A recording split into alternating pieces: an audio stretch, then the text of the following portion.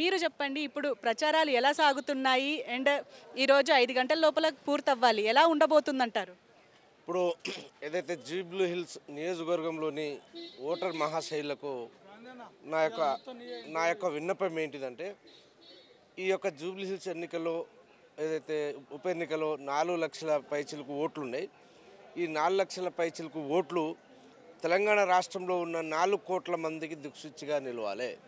ఎందుకంటే రేవంత్ రెడ్డి గారి ప్రభుత్వం కాంగ్రెస్ ఏదైతే సాధారణ ఎన్నికల్లో ఇచ్చిన హామీలు ఏవైతే ఉన్నాయో ఆ హామీలు అమలు పరచాలి అనే ఉద్దేశంతో ఈ 4 లక్షల మంది ఓటర్లలో ఏదైతే 4 కోట్ల మందికి నిర్దేశం కావాలా కనుక దిశానిర్దేశం కావాలి కనుక ఏదైతే జూబ్లీహిల్స్ ఎన్నికల్లో బీఆర్ఎస్ పార్టీ గెలిస్తేనే ఆ హామీలు గ్యారెంటీలు అమలైతే కనుక బీఆర్ఎస్ పార్టీకి తప్పక మీరు ఓటేసి 4 కోట్ల మందికి నిదర్శనంగా ఉండాలి.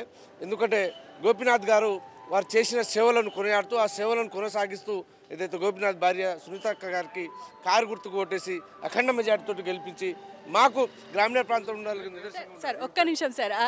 అండ్ ముఖ్యంగా అంటే ఇప్పుడు ఒక పక్క ఇటు నేతలు వస్తున్నారు. ఎంత ప్రభావం చూపిస్తుంది అనుకోవచ్చు?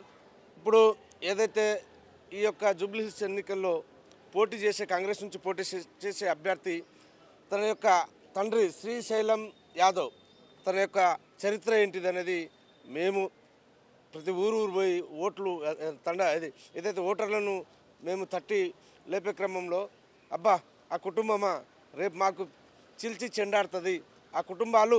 ఎందుకంటే ఇలా సునీతకి 2 ఆడ అమ్మాయిలు ఉన్నారు, ఒక అబ్బాయి ఉన్నారు. వారు రాజకీయంగా రౌడీజం చేయలేరు, గుండాయిజం చేయలేరు. కానీ ఇదైతే నవీన్ యాదవ్ గెలిస్తే ఇక్కడ దోపిడీ దౌర్జన్యాలు అధికమై మమ్మల్ని బతకనిచ్చే పరిస్థితి ఉండదు. రౌడీజం నశించాలి అంటే సునీతక్క గెలవాలి. సునీతక్క గారి వారి యొక్క ఒక భర్తను కోల్పోయిన ఆమెను గెలిపించి ఈ యొక్క రాష్ట్రంలో జూబ్లీహిల్స్ నియోజకవర్గ ఓటర్లు మంచి తీర్పునిచ్చారనే గొప్ప పేరు తెచ్చుకోవాలనే ఉద్దేశంతో జూబ్లీహిల్స్లో ఎందుకంటే క్లాస్ అండ్ మాస్ 2 తీర్ల ప్రజలు ఉన్నారు కనుక ఇలా మాస్ కావచ్చు క్లాస్ కావచ్చు ఏదేమైనా నవీన్ యాదవ్ను ఓడిస్తేనే తెలంగాణ రాష్ట్రంలో కాంగ్రెస్ ఇచ్చిన హామీలు అమలవుతాయని చెప్పి ఇవాళ ఏదేమైనా నవీన్ యాదవ్ చుట్టూ తిరిగేవారు ఎవరు, అదే సునీత చుట్టూ తిరిగే వారు ఎవరు? నవీన్ యాదవ్ చుట్టూ తిరిగేవారు జనాలను దోచుకునేవాళ్ళు.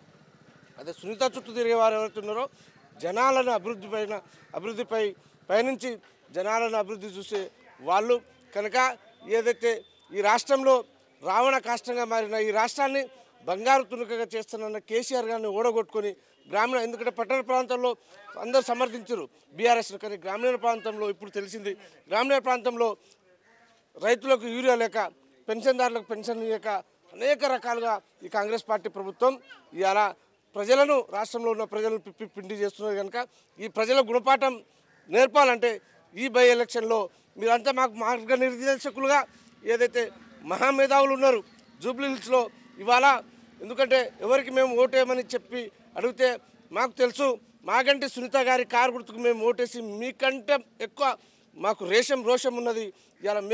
ఇలా రాష్ట్రం బాగుపడాలంటే ఈ కాంగ్రెస్ యొక్క దౌర్జన్యకాండ హైడ్రా మరియు కాంగ్రెస్ చేసే అరాచకాలు పోవాలంటే కాంగ్రెస్ ఇచ్చిన హామీలు అమలు కావాలంటే బీఆర్ఎస్ పార్టీ సునీతక్క గారికే ఓటేసి గెలిపిస్తాం. మీరు చూసుకోండి 14వ తారీఖుని ఓటర్లే మాకు ఎదురు తిరిగి మేము సునీతక్కని ఓటేస్తాం. జై సునీతక్క, జై కేసీఆర్ అని అంటున్నారు.